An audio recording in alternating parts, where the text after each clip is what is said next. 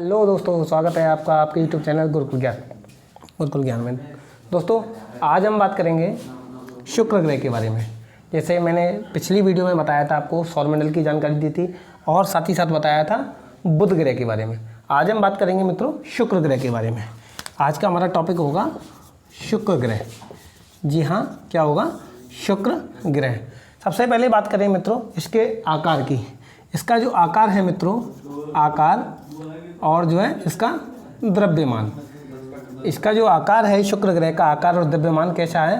बिल्कुल जो है सेम जो है पृथ्वी की तरह है, पृथ्वी के समान है।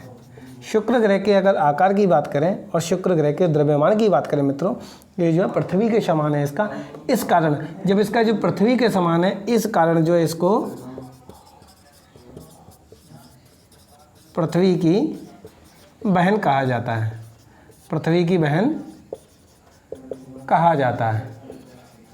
किसको कहा जाता है? प्रश्न बनता है, पृथ्वी की बहन किसको कहा जाता है? जो शुक्र ग्रह को कहा जाता है। ये तो बात थी मित्रों आकार की और द्रव्यमान की। ये आकार की और द्रव्यमान की बात थी। ये पृथ्वी के समान है। पृथ्वी के समान होने के कारण शुक्र ग्रह को पृथ्वी की बहन कहा जाता है। बात करेंगे मित्रों अगले प्रश्न की। अगला प्रश्न है मित्रों, शुक्र ग्रह जो है सबसे गर्म ग्रह है। शुक्र ग्रह कैसा है मित्रों? सबसे गर्म ग्रह है। शुक्र ग्रह सबसे गर्म ग्रह है। कैसा है? सबसे गर्म ग्रह है। अब ये गर्म ग्रह क्यों है मित्रों? ये सब आप लोगों ने बुक में, किताब में देखा होगा कि जो कैसा है, सबसे गर्म ग्रह है। लेकिन हमको इसका रीजन पता होना चाहिए, ताकि जब इसका हमें रीजन पता लग जाएगा मित्रों, तो हमको इसको रटने की ज़रूरत नहीं पड़ेगी। ये सबसे गर्म ग्रह क्यों है? क्योंकि इस पर जो है 96% क्या है? 96% क्या है? CO2। CO2 मतलब बोले तो कार्बन डाइऑक्साइड। क्या है? Carbon dioxide. शुक्र ग्रह पर मित्रों 96% कार्बन डाइऑक्साइड पाई जाती है। वहीं दूसरी गैस की बात करें तो 3.4% मित्रों इस पर नाइट्रोजन। क्या? नाइट्रोजन। मैं सीधा सीधा लिख देता हूँ यहाँ से। क्या पाया जाता है? Nitrogen. 96% carbon dioxide, 3.4% nitrogen, 3.4% nitrogen. वहीं बात करें तीसरी की, तो तीसरा है 0.015%। 0.015%। ये क्या पाया जाता है? ये सल्फर डाइऑक्साइड। क्या पाया जाता है? सल्फर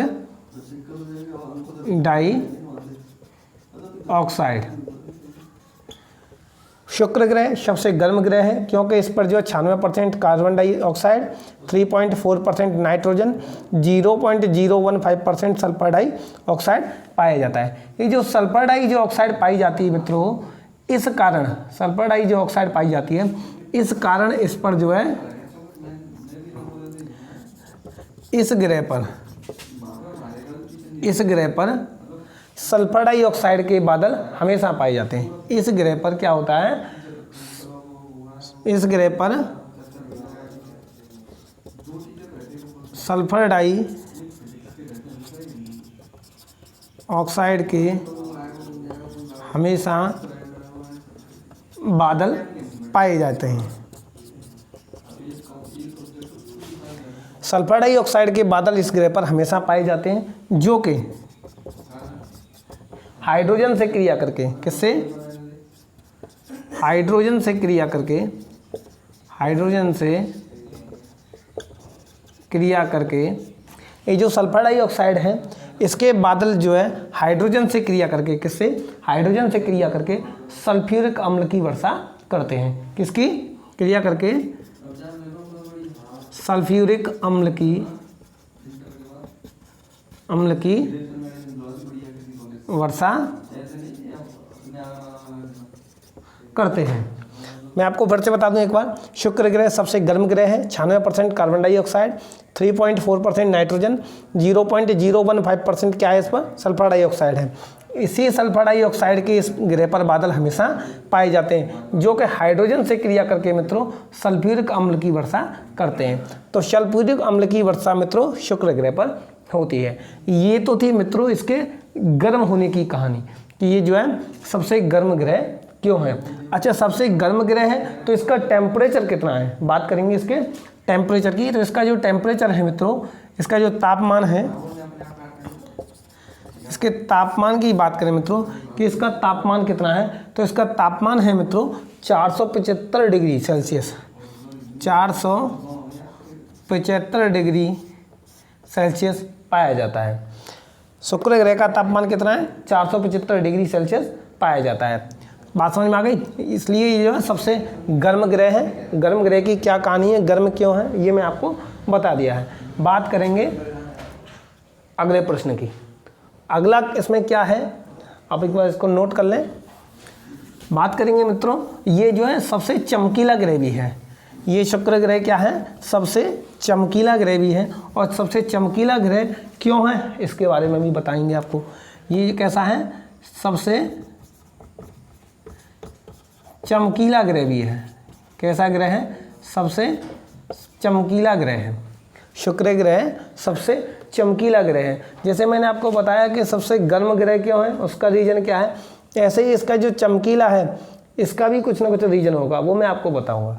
तो इतना आपको याद रखना है यहाँ तक सबसे पहले कि सबसे चमकीला ग्रह कौन सा है, शुक्र ग्रह है। अब ये सबसे चमकीला ग्रह क्यों है, ये मैं आपको बता देता हूँ। क्योंकि ये सूर्य का जो प्रकाश है उसको परावर्तित करने की क्षमता इसमें सबसे ज़्यादा है। सूर्य के प्रकाश को परावर्तित करने की क्षमता ज़्यादा है। अर्थात मित्रों, जो सूर्य का प्रकाश है, सूर्य का जो प्रकाश है उसको, ये जो है इसमें सबसे ज़्यादा क्षमता है इसको परावर्तित करने की। जैसे ही सूर्य का प्रकाश आएगा ये उसको क्या करेगा, परावर्तित कर देगा। कितना परावर्तित कर देगा, सूर्य के प्रकाश का 70%। कितना, मैं आपको यह बता देता हूँ, 70% परावर्तित कर देता है। ये जो है सूर्य के प्रकाश का 70% जो परावर्तित कर देता है। बात समझ में आ गई। इसलिए क्या है, ये जो है सबसे चमकीला ग्रह है। मैंने आपको बताया गर्म ग्रह क्यों था, अब ये सबसे चमकीला ग्रह क्यों है, इसका ये एक गुण है कि ये सूर्य के प्रकाश को इसमें जो है परावर्तित करने की क्षमता सबसे ज़्यादा है। प्रश्न बनता है किस ग्रह में सूर्य के प्रकाश को परावर्तित करने की क्षमता ज़्यादा है, तो वो है मित्रों शुक्र ग्रह। इसलिए इसको जो है सबसे चमकीला ग्रह कहते हैं। कितना परावर्तित करता है, 70% तक जो है प्रकाश को परावर्तित कर देता है। बात करेंगे आगे,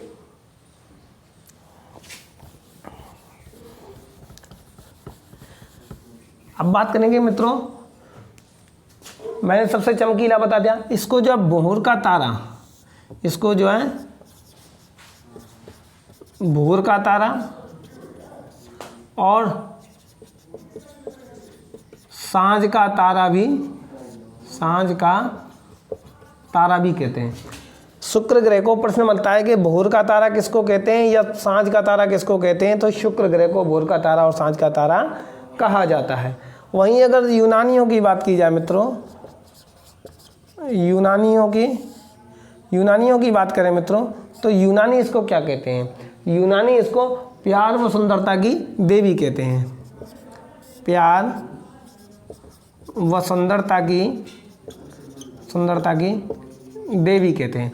प्रश्न बनता है कि यूनानियों ने किस ग्रह को प्यार व सुंदरता की देवी कहा है, तो इसका सीधा सा उत्तर है मित्रों, शुक्र ग्रह को यूनानियों ने प्यार व सुंदरता की देवी कहा है। यूनानी क्या कहते हैं, इसको प्यार व सुंदरता की देवी कहते हैं। ये तो थे यूनान की। अच्छा, मैं थोड़ी सी और इसकी बता देता हूँ कि इस पर जो है सक्रिय ज्वालामुखी भी पाए जाते हैं। इस ग्रह पर क्या है, सक्रिय ज्वालामुखी भी पाए जाते हैं। शुक्र ग्रह पर सक्रिय ज्वालामुखी भी पाए जाते हैं। बात क्लियर है। वहीं बात करेंगे हम इनके पठारों की। किसकी, इसके पठारों की। शुक्र ग्रह पर पठारों की बात करें तो लक्ष्मी का पठार हुआ, चाहे हुआ चौरस का पठार। प्रश्न बनता है कि लक्ष्मी का पठार किस ग्रह पर है, तो अधिकतर लड़के अमूमन क्या करेंगे, पृथ्वी लगा देंगे। ये चौरस के पठार के बारे में पूछ लें तो सोचेंगे कि पृथ्वी पर ही होगा, लेकिन वहीं लक्ष्मी के पठार की बात करें या बात करें चौरस के पठार की तो ये शुक्र ग्रह पर पाया जाता है। तो लक्ष्मी का पठार, चाहे बात हो लक्ष्मी के पठार की या बात हो चौरस के पठार की, चौरस का पठार ये कहाँ पाए जाते हैं? ये शुक्र ग्रह पर पाए जाते हैं। प्रश्न बनता है लक्ष्मी का पठार कहाँ पाया जाता है? शुक्र ग्रह पर पाया जाता है। चौरस का पठार कहाँ पाया जाता है? तो शुक्र ग्रह पर पाया जाता है। बात करते हैं सूर्य की परिक्रमा की। बात करें अब सूर्य की